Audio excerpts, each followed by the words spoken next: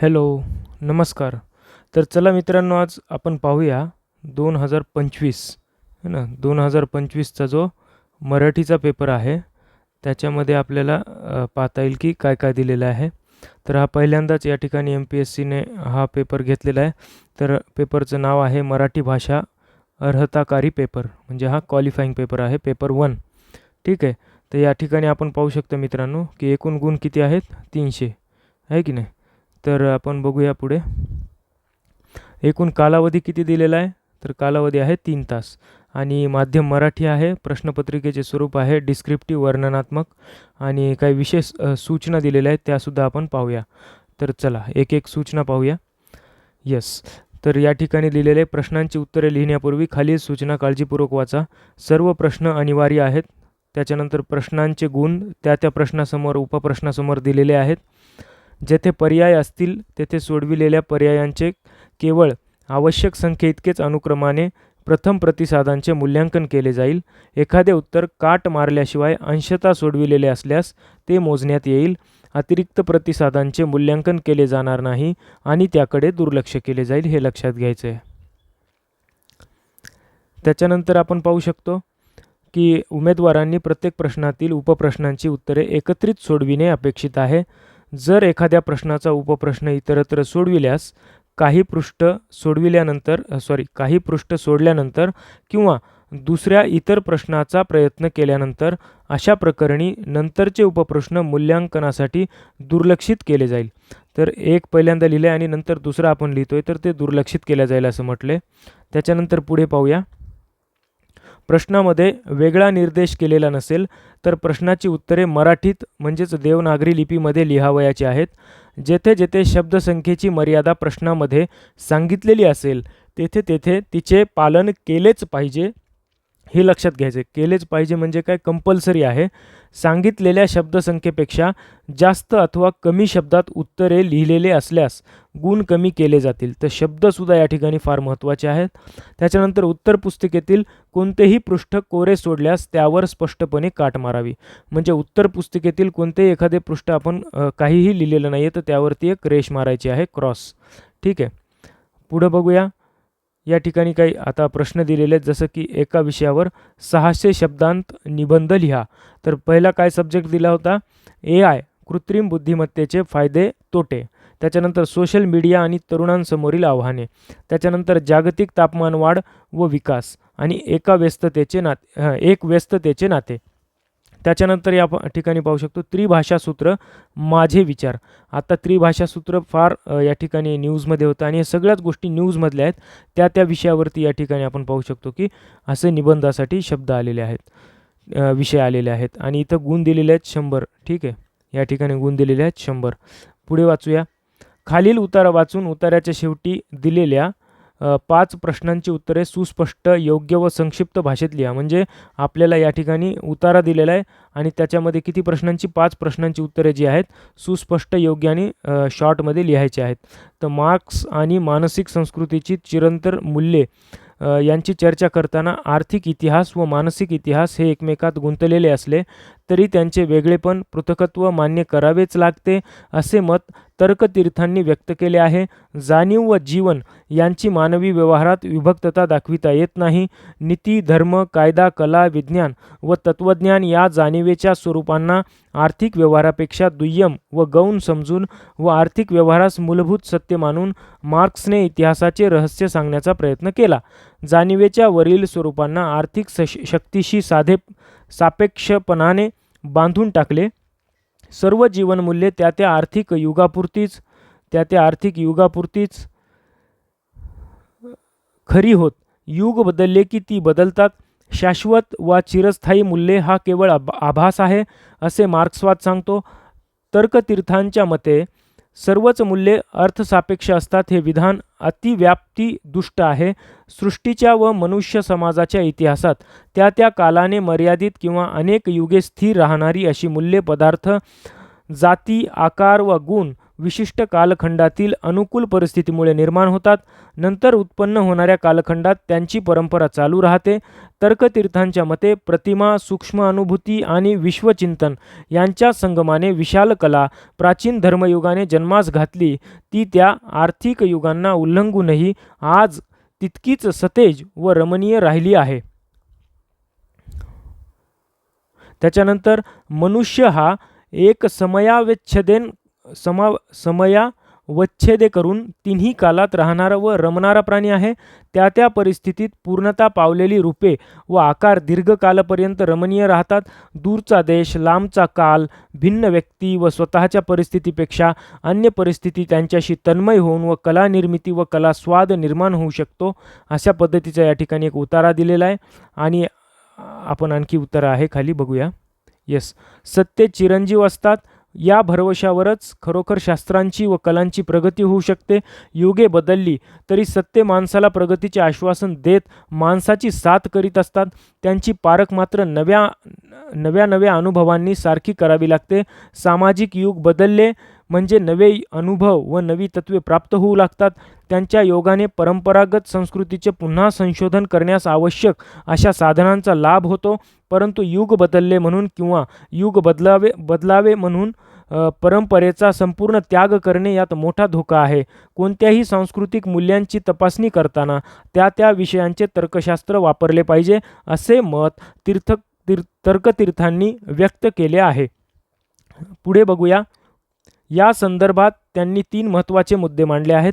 एक म्हणजे भांडवलदारी हितसंबंधाचा दोष, मनोविकृती, न्यूनगंड इत्यादी गूढ कारणे दाखवून कोणत्याही मृत्याचा अधिक्षेप करणे फार सोपे आहे, परंतु त्यामुळे खरे मूल्यमापन होऊ शकत नाही. वर्गस्वार्थ किंवा मनोविकृती ज्याच्या ठिकाणी असते त्याला त्याची बाधा प्रतिक्षणी होतेच असे नसते.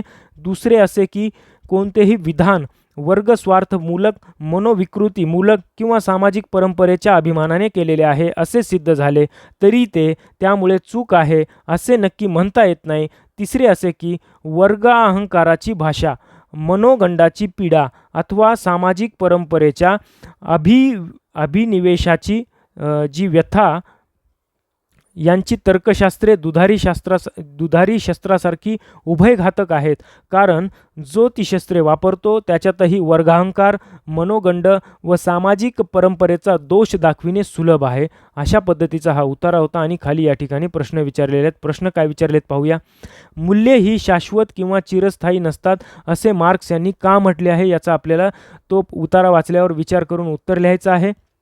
प्राचीन धर्मयुगाने विशाल कला कोणत्या तत्वांनी जन्मास घातली याचं पण उत्तर लिहायचं आहे. युग बदलले म्हणून परंपरेचा त्याग करण्यात कोणता धोका आहे. या ठिकाणी हा प्रश्न विचारला त्याचंही सुद्धा आपल्याला आन्सर शीटमध्ये उत्तर लिहायचं आहे. या ठिकाणी पुढे बघूया. कलास्वादाच्या आणि कला निर्मितीसाठी कोणत्या गोष्टी आवश्यक असतात. जसं आपण उतार्यामध्ये वाचलेलं आहे तशाच पद्धतीने जे आहेत ते उत्तर लिहायचं आहे आन्सर शीटमध्ये. वर्ग अहंकाराची भाषा व मनोगंडाची पीडा का घातक असते याबद्दलही आपल्याला प्रश्न विचारलेले ते सुद्धा उत्तर आपल्याला आन्सर शीटमध्ये लिहायला लागेल. ठीक आहे. पुढे या ठिकाणी प्रश्न दिलेला आहे. प्रश्न 3. खालील उतार्याचा 1/3 शब्दात सारांश लिहा. म्हणजे काय तर हा 60 गुणांसाठी प्रश्न आहे आणि या ठिकाणी आपल्याला याचं 1/3 करायचं आहे. तर नवविचाराचा व भारतीय प्रबोधनाचा पहिला प्रसिद्ध पूर्वेस बंगाल्यात 18व्या शतकाच्या अखेरीस उदयास आला तो म्हणजे राजा राममोहन रॉय हे होत. कारण बंगाल्यात आधुनिक शिक्षणाचा पाया महाराष्ट्रापेक्षा सुमारे 500 वर्ष अगोदर घातला गेला होता. महाराष्ट्रात 19व्या शतकाच्या पूर्वार्धात आधुनिक जीवनदृष्टी देणारे प्रबोधनाचे 2 मोठे उद्गाते पुढे आले. ते म्हणजे लोकहितवादी गोपाळराव हरी देशमुख आणि ज्योतिबा फुले हे होत. यावेळी हिंदी मनुष्याचा परंपरागत जीवनक्रम हा संपूर्णपणे सनातन रूढीच्या बंधनात बंदिस्त होता. धार्मिक आणि सामाजिक या 2 कल्पनांत भेद दाखविणारी सीमारेषा सापडत नव्हती. जन्मापासून मरणापर्यंतचे महत्त्वाचे व्यवहार धर्मरूढींच्या मर्यादेतच बद्ध होते. या सकाळपासून त्या सकाळपर्यंतचे कार्यक्रमही धर्मग्रंथांनी व परंपरागत रूढींनी ठरवून दिलेलेच असत. स्नान, पान, भोजन, उपजीविकेचे व्यवसाय, विवाह पद्धती, समाजातील भिन्न भिन्न उच्च नीच स्तरांवरील जे आहे समान स्तरांवरील जाती मातींचे आचार विचार, विवाह पद्धती, उपासना पद्धती अंत्यक्रिया इत्यादी सर्व मानवी क्रिया सनातन रूढीने डोळ्यावर ढापण लावलेल्या घाण्याच्या बैलाप्रमाणे एकाच चक्रात चालत असत. भक्ष्याभक्ष्य, त्याच्यानंतर पेयापेय, स्पृश्यास्पृश्य इत्यादी निर्बंध विवेक व विचार न करता परंपरेप्रमाणे चालत असत. कोणाबरोबर जेवावे व काय जेवावे, झोपताना डोके कोणीकडे करावे व पाय कोणत्या दिशेस असावेत, प्रवास केव्हा करावा, कोणत्या समयी व कोणत्या दिशेस प्रवासास निघावे किंवा निघू नये, हजामत कोणत्या वारी व तिथीस वर्ज वा विहित इत्यादी गोष्टी धर्म सांगत असे. जांभई, शिंक इत्यादी स्वाभाविक क्रियांच्या बाबतीतही धर्माने सांगितलेले आचार पाळत असत. प्रत्येक जातीचे, उपजातीचे व कुळांचे आचार ठरलेले असत. बारीक सारीक रूढींचा भंग होऊ नये म्हणून पितर, देव, यक्ष, राक्षस, पिशाच सर्व ठिकाणी बंदोबस्ताकरिता हजर असत. प्रत्येक महिन्याचे, ऋतूंचे व काही तिथ्यांचे वा पक्षांचे निरनिराळे आचार आणि व्रते पाळावी लागत. नवस, व्रते, उद्यापने, श्राद्ध, तीर्थोत्सव, यात्रा यांची महती अपूर्व असे. ठीक आहे, अपूर्व असे. घरात कुणी आजारी पडले, नातेवाईकांवर व आपणावर काही आपत्ती आली, आपले जनावर अकस्मात मेले, धंद्यात अपयश आले, ग्रहदाह झाला, इमारत पडली, रोगाची साथ आली, अवर्षण पडले, अतिवृष्टी झाली व तर व्रतभंग, आचारातील घोटाळा, जातीभेदविषयक नियमांच्या पालनातील प्रमाद, विटाळ, चांडाळ इत्यादी कारणांनी देवता, पितर इत्यादिकांचा प्रकोप झाला असे मानून शांती करीत त्यावेळचा हिंदू माणूस 24 तास व 12 महिने देवता, पितर, राक्षस, भूते, पिशाचे इत्यादिकांच्या कडक पहाऱ्यात राहत असे. जादू टोण्याची त्याला सारखी भीती असे. घर, विहीर, दरवाजा, चूल, भिंती, आढे, ओसाड, जागा, नदी, तलाव, वृक्ष, शेताचा बांध, पर्वत, आकाश व पाताळ यात दाही दिशांस तीनही काळ या अदृश्य शक्तीचा भरणा व प्रताप त्या माणसास दिसत असे. त्याचे मन या अलौकिक शक्तींच्या भयाने पूर्णपणे व्यापलेले होते. कुलाचार, जात्याचार, देवतांसंबंधी कर्तव्य यासंबंधी अनेक प्रमाद घडत असत व त्याकरिता प्रायश्चित व दंड भोगण्यास तो तयार असे. राजाचे, गावचे, जमातीचे व कुळाचे आधिपत्य व जुलूम मानण्यास व सहन करण्यास तो तयार असे.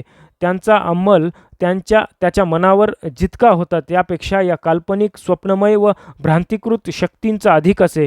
तो त्या भूताटकीच्या विश्वात जगत असे. अशा पद्धतीचं या ठिकाणी आपल्याला 1/3 लिहिण्यासाठी एक पॅरेग्राफ दिलेला आहे, त्याचं 1/3 लिहायचं आहे. त्याच्यानंतर प्रश्न 4 आलेला आहे. या ठिकाणी प्रश्न 4 सांगतो की खालील उतार्याचे इंग्रजीत भाषांतर करा. याला 20 गुण आहेत.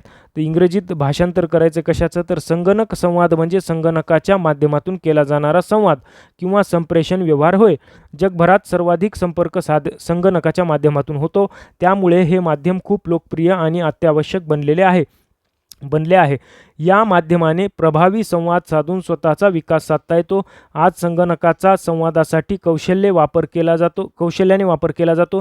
अलीकडच्या काही वर्षांमध्ये इंटरनेटची सुविधा सर्वदूर पोहोचली असल्याने आणि प्रत्येकाच्या हातात मोबाईल आल्याने हा संवाद संगणकावरून मोबाईलवर आला आहे. मोबाईल ही केवळ संवादासाठी निर्माण झालेली वस्तू आहे, परंतु आज मोबाईलने संगणकाची जागा घेतली आहे. माणूस सामाजिक प्राणी असल्याने संवाद ही त्याची सर्वात महत्त्वाची गरज आहे. तो अनेक गोष्टींसाठी उत्तरावर अवलंबून असतो. म्हणूनच मानवाने समूह जीवन स्वीकारलेले आहे. मानवाची ही संवादाची गरज पूर्ण करण्यासाठी संगणकाचा विविध पद्धतीने वापर होतो. आज तंत्रज्ञानामध्ये सर्वाधिक झपाट्याने विकास माहिती तंत्रज्ञानाचा होत आहे. जगभर निर्माण झालेले इंटरनेटचे जाळे, लाखोंच्या संख्येत असलेल्या वेबसाईट, या प्रत्येक वेबसाईटवर संवादासाठी उपयोजनात येणारे विविध पर्याय पाहता संवादाची गरज ध्यानात येते. इंटरनेटच्या माध्यमातून माहितीचे वहन मोठ्या प्रमाणात सुरू झाले आहे. गुगलसारखे सर्च इंजिन आपल्याला अचूक माहिती पोहोचवते, माहितीच्या अफाट सागराकडे घेऊन जाते. विकिपीडियासारखे मुक्त ज्ञानकोश तुम्हाला हवी असलेली माहिती देण्याचे प्रयत्न करतात. हा ज्ञानकोश जगातील महत्त्वाच्या जवळपास 350 भाषांमध्ये उपलब्ध आहे. त्यामध्ये मराठी ही एक महत्त्वाची भाषा आहे. अशा पद्धतीचे या ठिकाणी ट्रान्सलेशनसाठी पॅरेग्राफ दिलेला आहे. त्या ठिकाणी आता नवीन पॅरेग्राफ दिलेला आहे. प्रश्न क्रमांक 5, खालील उतार्याचे मराठीत भाषांतर करायचे. म्हणजे इंग्लिशमध्ये उतारा दिलेला आहे, त्याचं मराठीत आपल्याला भाषांतर करायचं आहे. India is an ancient country of prehistoric culture and its roots can be traced back to ancient Hindu civilization. India is the land of mysticism, spiritualism, myths, and legends within a closed society which has been in existence for the past 5,000 years. From ancient times, society is molded with historical, political, cultural, and religious features. The values and norms affecting women have their roots in the past. The Vedas, epics, and the Puranas and other classic Sanskrit literature of ancient times are the repositories of these values and norms under which society derived its strength and stamina.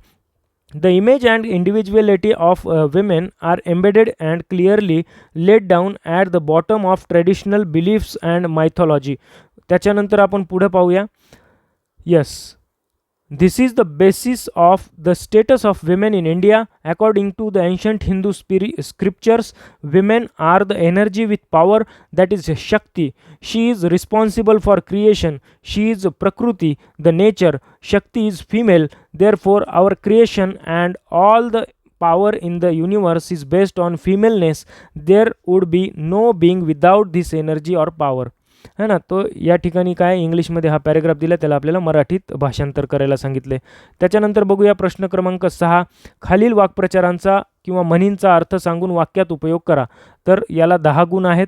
सुतावरून स्वर्गाला जाणे, त्याच्यानंतर हपापाचा माल गपापा, त्याच्यानंतर घरावर टहाळा टाकणे, कोंड्याचा मांडा करणे, तळीराम गार होणे, अशा पद्धतीचे या ठिकाणी वाक्प्रचार किंवा म्हणी आहेत. याचा आपल्याला वाक्यामध्ये उपयोग करायचा आहे. पण या ठिकाणी लक्षात घ्यायचे, त्याचा अर्थ पण सांगायचा आणि नंतर वाक्यात उपयोग करायचा. म्हणजे आपल्याला असं लिहायला लागेल की इथं याचा अर्थ लिहायला लागेल आणि नंतर एखाद्या वाक्यामध्ये याचा उपयोग करावा लागेल. तर अशा पद्धतीने हे या ठिकाणी आहे. प्रश्न क्रमांक 6 पाहूया. प्रश्न क्रमांक 6 मध्ये दिलेले खाली दिलेल्या कल्पनांचा 10 वाक्यात विस्तार करा. 10 वाक्यात विस्तार करायचा आहे खाली दिलेल्या कल्पनांचा.